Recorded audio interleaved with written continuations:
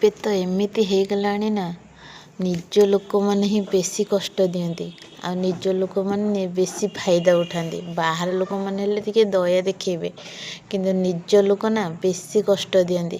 ସେ କେବଳ ତାଙ୍କର ଯେତିକି ଫାଇଦା ନେବାର ଥିବ ନା ସ୍ୱାର୍ଥ ନେବାର ଥିବ, ସେ ସେତିକି ହିଁ ତୁମ ସହିତ ସମ୍ପର୍କ। ସେ ଭାବନ୍ତି ସାମ୍ନା ଲୋକଟା ପୁରା ବୋକା ଅଛି, ସିଏ କିଛି ବୁଝିପାରୁନି କି କିଛି ଜାଣିପାରୁନି। ସିଏ ଜାଣିପାରନ୍ତିନି ସିଏ ବି ମଣିଷ ଚିହ୍ନି ସାରିଛି। ଆଉ ବହୁତ ଧୋକା ଖାଇ ଖାଇ ମଣିଷ ହିଁ ଚିହ୍ନିପାରେ, ଆଉ ଗୋଟେ କଷ୍ଟ ସେତିକି ପାଇଲା ପରେ ହିଁ ସମସ୍ତଙ୍କୁ ବୁଝିପାରେ। ତେଣୁ ଆଉ ସେ ଭୁଲ କରିବାର ନାହିଁ କି କାହା ପ୍ରତି ଧ୍ୟାନ ଦେବାର ନାହିଁ। ବାସ୍ ଏବେ ନିଜ ପରିବାର, ନିଜ ପିଲା, ଆରି ଭିତରେ ରହିବାର ଅଛି। ଆଉ କାହାକୁ ପ୍ରତି ଏତେ ଭଲ ପାଇବା ପାଇକି ରିଟର୍ଣ୍ଣରେ କେବଳ ଧୋକା ହିଁ ପାଇବାର ନାହିଁ। ଆଉ ତୁମର ଫାଇଦା ଉଠେଇବାର ଚାନ୍ସ ନାହିଁ।